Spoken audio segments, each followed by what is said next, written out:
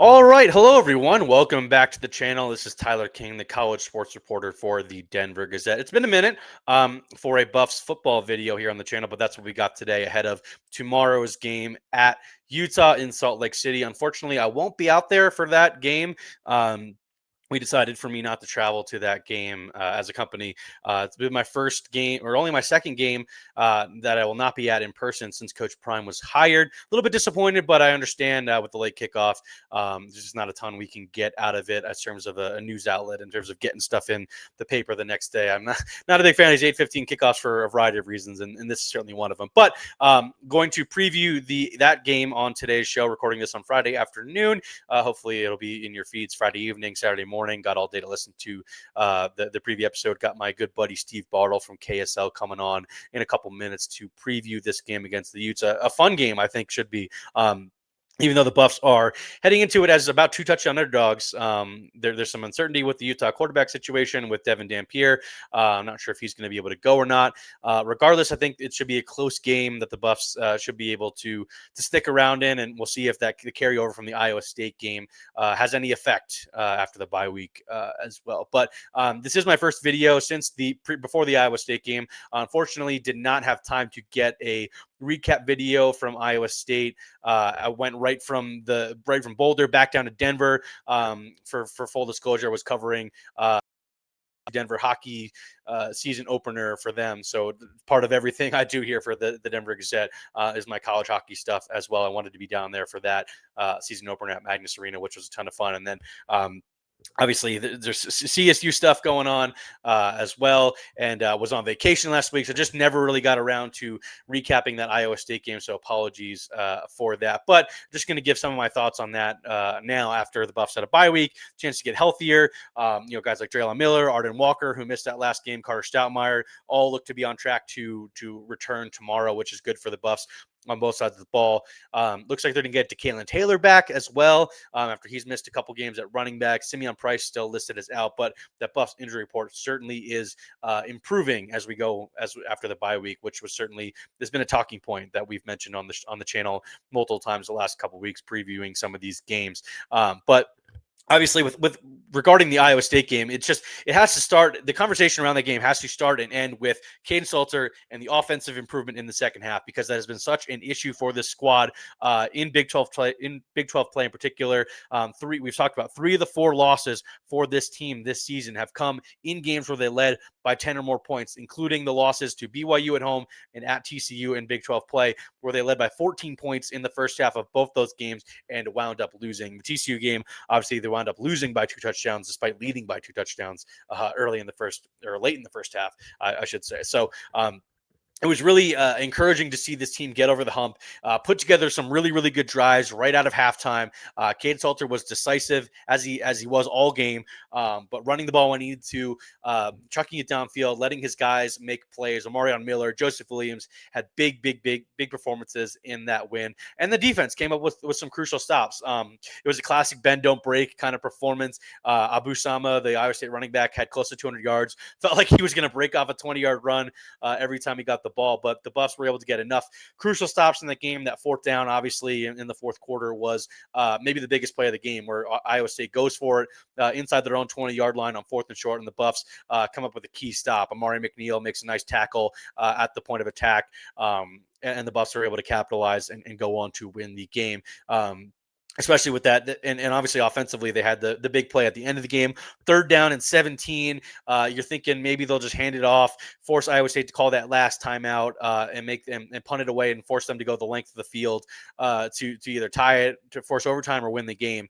And the Buffs say, screw that, man. We're going to go for it. And Caden Salter lets it rip over the middle. Big completion to Joseph Williams for over 30 yards. One of his many big plays in the game, like I mentioned. So just some encouraging signs all around. And maybe this bye week, like I said, was a chance to get healthy, but not only that, but build off of it, continue this momentum ahead of a big game in Salt Lake City, which, if the Buffs are able to come up with an upset win, would continue this season turnaround, because I didn't get a chance to mention this because I didn't do a video after the Iowa State game, but beating a ranked team for just the second time in the Coach Prime era, it was a signature win for this era of Buffs football. They beat up on a pretty bad a weaker schedule last year in the Big 12. Teams like Utah and Oklahoma State that we thought were going to be a little bit better just were not up to the task for the Buffs, and they were able to take advantage on the way to winning 9 games last season.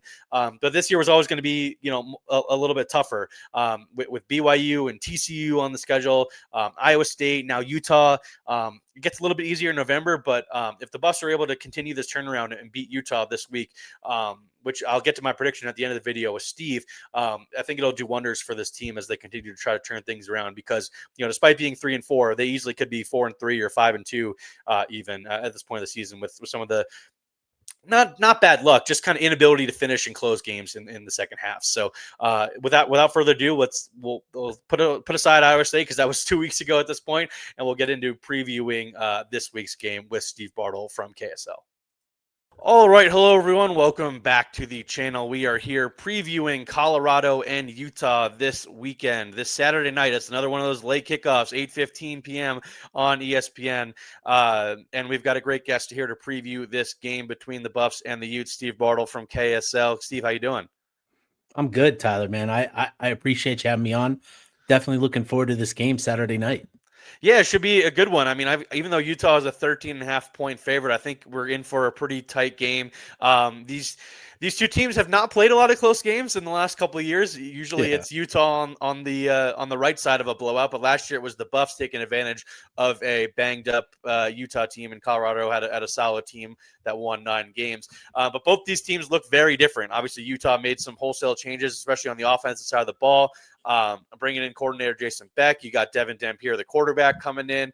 And the Buffs obviously do not have Travis Hunter or Shedeur Sanders anymore. So it'll be a very new look squad. Both of these fan bases will be experiencing new look teams on the other sideline this week. Just kind of from Utah's perspective, obviously they're 5-2. They've 2-2 in the Big 12. Obviously losing the Holy War last week against BYU on the road, a tight game, which just a couple key mistakes, whether it's a muff punt or just some fourth downs that don't go their way, they end up losing that one. Just kind of what has been your big takeaway from Utah recently? Obviously, I know they got the big win over Arizona State, who didn't have Sam Levitt a couple weeks ago, but then kind of the disappointment last week against BYU. Just kind of what has been the trend for this team in the last couple weeks? Yeah, it's been an interesting conversation with Utah. Clearly they have some really great performances against bad teams, but then in these big games against Texas Tech and BYU last week, it's just come down to some missed opportunities. Utah was in that Texas Tech game until the final 8 minutes. It was 13-10. Yeah, that in was such a wild fourth quarter. Yeah, and credit to Tech, like they put it on Utah in those final 8 minutes, and Utah just kind of faltered down the stretch. And then BYU, like you said, a couple plays go a different way. Utah executes those plays a little bit differently, or decides to do something different in those fourth down situations, and maybe the outcome is different.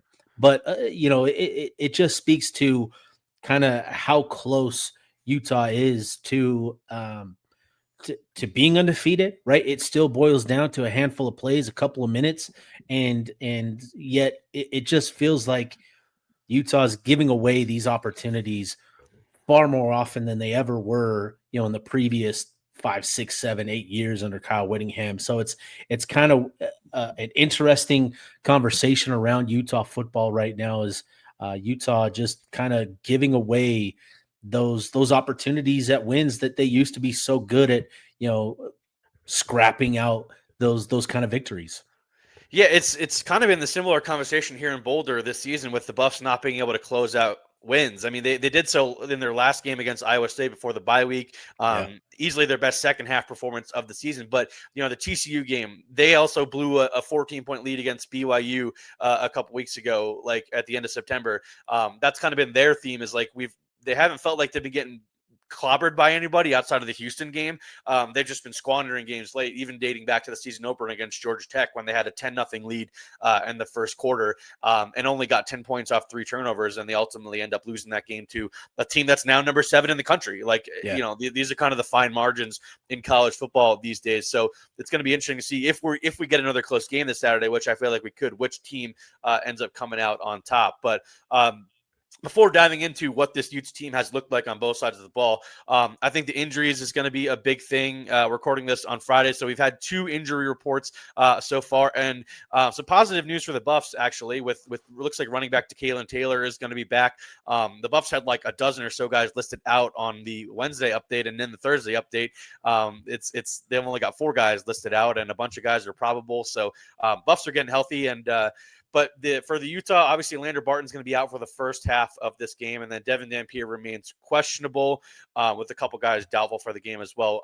Obviously, we have to start with Dampier. Just kind of obviously they mentioned Whittingham mentioned earlier this week him being banged up in the BYU game. Seemed like an ankle injury kind of thing for a guy that's so mobile. Even if he's able to go, he's probably not going to be 100%. Just kind of how much will the Devin Dampier injury impact this game in one way or another? Yeah, Utah, that's obviously pretty significant when you're talking about a dual threat quarterback and a quarterback like Dampier, who is so dynamic with his legs. It's important for him to have that element to his game. He's made improvements as a passer, but it's not his strength. It's not what makes him special. What makes him special is his ability to create yards, to create big plays, whether it's buying time, getting out of the pocket and creating opportunities down the field through the air, or whether it's just creating, yardage with his legs. He needs, that mobility. And so if that's hindered in any sort of way, it's an interesting factor in the game. Utah obviously is, I think, mindful of that. And, Bird Ficklin is a true freshman that we've seen in multiple games this season in garbage time. Yeah. But he's been really impressive. And similarly to Dampier, he's got the dual threat ability. He's got a really impressive arm. He can push the ball downfield with a lot of velocity. And he's made some really impressive throws. He's 9 for 9 on the year. Obviously, again, garbage time stuff. But there have been a couple throws deep down the field even that have really just caught the attention of everybody. So, if Utah has to go with Bird Ficklin, the offense, it doesn't necessarily change a whole lot, because of just the dual threat ability. But obviously, Dampier, he just has such great command of this offense, given this is year 2 for him under Jason Beck. There's great chemistry between those two. But when it comes to Ficklin, he's a guy that's emerged as the backup because there's a lot of belief in him as a quarterback. Like Jason Beck is really confident in his ability, his potential. And so that's going to be interesting to see, but it'll certainly be a factor in Saturday night's game, Dampier's health. Yeah, and the Buffs certainly are not really preparing one way or the other because I think, like you said, regardless of whether it is Dampier or Ficklin, like the offense isn't going to change a whole lot. Like Utah's identity is Utah's identity at this point of the season. It is the best rushing attack in the conference, and that's not just Dampier, who obviously is the top rushing quarterback in the conference and one of the top rushing quarterbacks in the country. They've got 3 guys at running back that you feel pretty good about. Wayshawn Parker is probably the most notable, although Daniel Bray had a really big game against BYU last week, just kind of and then in the passing game too, I think Ryan Davis has had a really good year. I think Dallin Bentley is a really good tight end. Do you feel like Utah has got answers if Dampier, he's obviously not going to be 100% like we said, but if he's not even able to go, they have the answers against the Colorado defense that is improving, but is still obviously a team you can move the ball down the field on? Do you feel like Utah has got everything they need to be effective in this game offensively? I do, and it starts with the offensive line, and this is a group that Yeah, it's a shame that I haven't even mentioned Spencer Fano and Caleb Lomu, 2 guys that are going to be first-round picks next spring. It kind of starts with those guys, yeah. Yeah, so as long as Utah has that group and they're playing at a really strong level, Utah's going to have a chance, like regardless of the quarterback situation. Now, in terms of the skill positions, you've got Bentley, you've got Davis, and those are guys that you can rely on. They're trustworthy, high catch rate, and they're going to be consistent options. But beyond those two, it's kind of a question mark. And so that's kind of the concern, is if Colorado can take those guys away, where do you go to in the passing game? With Tobias Merriweather listed as doubtful, it's going to be on others to step up in the event that he can't go. It just allows it allows Colorado to send more attention to Davis and to Bentley. And so that's going to be something that will be a factor in this game as well, is finding out or finding some other options through the air. But then with the running backs, this is a group that's pretty dynamic. They've got a guy in Kerry Rogers who's just that kind of that consistent jab type of punch. You've got Wayshawn Parker, who's kind of the hook, if you will, if I continue on this boxer analogy, right? He's kind of the guy that can do some different things. He can be effective inside out. He's got some big play potential. And then what we've seen over the last couple of weeks is the emergence of Daniel Bray, and the speed that he's added to this group is just another power punch for Utah in this rushing attack. So it's going to be important for Utah to establish the run in this game, regardless of whether it's Dampier or whether it's Ficklin, because obviously Dampier is going to be hampered, or it's going to be Ficklin, who's a true freshman. So Utah has to establish the run, and to have this three-headed monster where you've got Rogers, you've got Wayshawn, who can run inside and out. We've seen Bray really impact the rushing attack getting to the perimeter. Can he start to run inside? So diversifying the rushing attack is going to be key, and establishing the run is going to be a big element to Utah's formula, I'm sure. But I do think Utah has to find some other targets to go to in the event that Colorado sends extra help to Davis and Bentley. Now I want to talk about this Utah defense, which has had good moments and had bad moments throughout this season. I was on the radio yesterday with somebody in Salt Lake City, and they were kind of talking about Utah's struggles against running quarterbacks, and obviously that's going to be a big theme again this week with Caden Salter for the Buffs finally starting to play his best football. He played really well against Iowa State 2 weeks ago. Utah still has the second best scoring defense in the conference, but they've struggled against the run. Like I said, I think they're 10th in rushing defense, but they're top 6 in total defense and passing defense. Yeah. So they've done well there. Just kind of who has stuck out to you on this Utah defense so far? I mean, obviously, probably got to start with John Henry Daly, who's top 5 in the country in sacks. A guy that kind of has come out a little bit out of nowhere from a national perspective, but it seems like people in Utah aren't totally surprised by him. He's just had an awesome year, though. No, I'll tell you, Tyler, I think John Henry Daly surprised a lot of people here locally too. Coming out of fall camp, a lot of the talk was obviously around Logan Fano, but then also Cash Dillon and Lance Holsclaw, and John Henry Daly was kind of the guy that nobody was really talking about. And so for him, he surprised a lot of people here, but he's been dynamic off of the edge. And to me, that's going to be a key matchup in this game, is John Henry Daly versus Jordan Seaton, because Jordan Seaton has been playing great football. He's probably the best individual player on the Buffs by far. He's going to be a first round pick a year from now when he's draft eligible. Yeah. And he's really, he's similar to Spencer Fano, where as a freshman you saw the flashes of brilliance, but then just the inconsistency. Being a true freshman, adjusting to this level of football, it takes time to acclimate to the consistency that you got to play with. And so Seaton, I think, has made that jump in year 2, where he's now awesome. He's been incredible. So that's going to be a matchup for Utah and John Henry Daly to be mindful of. I think that's going to be a fun matchup, because Henry Daly has been just so consistent week in, week out of generating pressure at the very least. But you can't count on that because Seaton is playing such good football. So how does Utah counteract that? We'll see. And then beyond John Henry Daly, I think, Lander Barton has sort of regained his form that he had prior to his injury in 2023. Last year was just kind of a struggle for him. He wasn't back to 100%. And I think more so mentally, he just wasn't where he needed to be, didn't have the confidence in it post injury that he does now. And so he's looked great, but obviously he's going to be out the first half. So Utah's going to need a John O'Hall or a Levani Damuni, who's a veteran, but he's also returning from a significant injury last year that he suffered. But I think Utah is going to have guys step up. And then in the secondary, Smith Snowden has been dynamic. He's been really, really good, has been effective at just disrupting the efficiency of opposing passing attacks, because Utah feels really confident in him to match up with any receiver, really. And so he's been really good. And then Jackson Benny has kind of been a revelation this season as a two-way player, but mostly on defense. He's got a couple interceptions. He almost had one last week again, but A penalty negated it.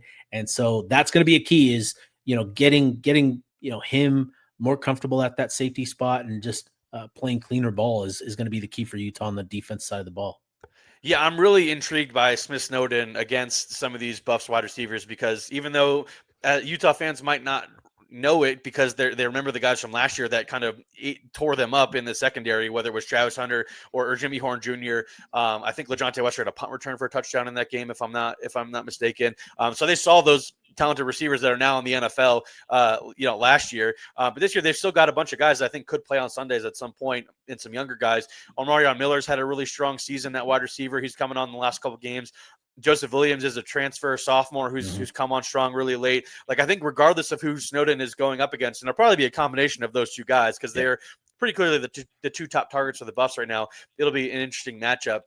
But like I said, Utah has done well against the pass so far this year, and I think even though the Buffs will have a run-heavy attack, with getting some guys healthy, back at running back, and obviously Caden Salter's legs. But I think some of those deep plays downfield could be something that decides this game because we've seen in the last couple of weeks, Caden Salter has been more willing to let his guys go make a play. Like he trusts Williams and Omarion Miller to go make plays deep downfield in some big spots. There was a huge, I think it was like 3rd down and 17 with, and a first down would have won the game, sealed the game for the Buffs against Iowa State. And Salter just kind of rips one down the middle to Joseph Williams, who kind of goes up above everybody to make a play. So those guys are starting to gain some more chemistry. How impactful do you feel like this Buffs rushing or Buffs passing attack versus this Utah secondary will be this game?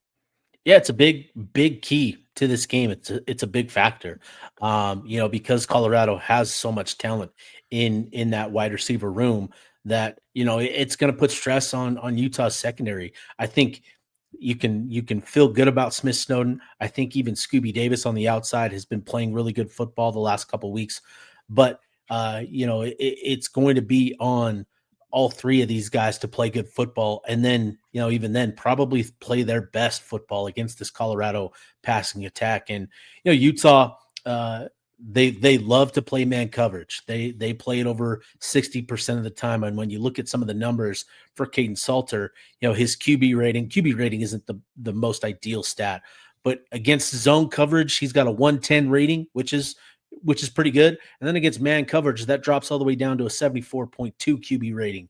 So, that's going to be kind of the difference here, in my opinion, is, how much does Utah rely on zone? Because there's just so much, to be mindful of with this Colorado, with these skilled position players, versus how much do you just lean on your identity as a man cover team and just, do your best to disrupt things. And I think that's going to be an interesting chess match between Pat Shurmur and Morgan Scalley and what they're going to do scheme wise. And given the fact that Colorado has had an extra week to prepare, I do think that's going to help their ability to execute. And I think, protecting the deep, explosive, the big plays is going to be a big factor for Utah in determining their success against the Colorado offense. All right, Steve, this has been a great conversation. I'm really looking forward to this game on Saturday. Before I get you out of here, though, just give me your pick. How do you feel like this game is going to go? I mentioned at the top, Colorado is Utah is a 13.5 point favorite. Got it over under right near 50. But like you said, and like I said, we haven't really seen many close games between these two programs in recent years. But it feels like we could be in for one this week. I think Colorado is going to be able to cover. But spoiler alert, I think Utah's going to win the game, a close one. Just kind of how do you see this one going? Yeah, I think this is going to be really competitive. I think Colorado has impressed me. I've said this throughout the season that it feels like Colorado is more balanced this year than they have been the last couple of years, right? And that's not just throwing the ball versus running the ball. That's offensively and defensively as well. Like, it just feels like there's more complementary play in all phases for Colorado this year. So I think Colorado is going to make this a really competitive game. I like Utah's rushing attack, but Colorado, there are some really encouraging numbers and rates here for Colorado in that rush defense. I think they have the second highest stuff rate in the Big 12. So they're getting stops around the line of scrimmage. They're either They getting have stops or giving up a big play. That was kind of the theme exactly, against Iowa State last week or 2 weeks ago. Abusama had almost 200 yards, but it felt like they all came on exactly. 10 carries. Yeah. Yeah, exactly. So that's going to be the key to me. And I think just being at home, having the crowd behind them with this offensive line and sort of this three-headed monster that's emerged, I think is just going to be the difference for Utah in this one. But Utah has to protect, those against those deep shots on the defensive side of the ball. So I think this is going to be a very competitive, tight contest. And I think Utah ends up pulling this one out. 28-23 type of deal. That's sort of what I'm seeing. Kind of just a slugfest that goes all 60 minutes and just it ends up being, a single score type of difference. Yeah, I think it's gonna be. I think Colorado's gonna cover that 2.5 or 2 touchdown spread. I think my pick's 31-21 Utah, but I think it's gonna Yeah. be a closer game than that. Like I think what I'm picturing is, Colorado's trying to get off the field. It's 24-21 Utah. There's 2 minutes left. They're trying to get off the field. It's a 3rd and short near the midfield. And Utah, whether it's Dampier, Thicklin, whoever's at quarterback or running back, someone's going to bust off a big run to seal the game. And that's kind of how I see it going. So I'm going to go 31-21 Utah. But I think we are in for a pretty good one this week. And if that scenario, like I said, happens, who knows? Maybe Colorado gets the stop like they did against Iowa State and they go down and force overtime or win the game. I think we're in for a pretty good one. And a game that is pivotal for both sides as they look to, as Utah looks to, continue on their solid season as Colorado looks to get back toward 500 and getting back toward making a bowl game. So should be a really fun one this weekend at Rice-Eccles. Yeah, it should be fun. It sucks that you're not going to be out there. That's all right. Obviously taking you to Breakfast Park Cafe here in Salt Lake City. But this should be a fun game. Looking forward to it. I know there's a lot of respect between Kyle and Coach Prime. And so that's always an interesting conversation as well. So looking forward to the game and should be a good one. All right. Thanks, Steve. Appreciate you coming on.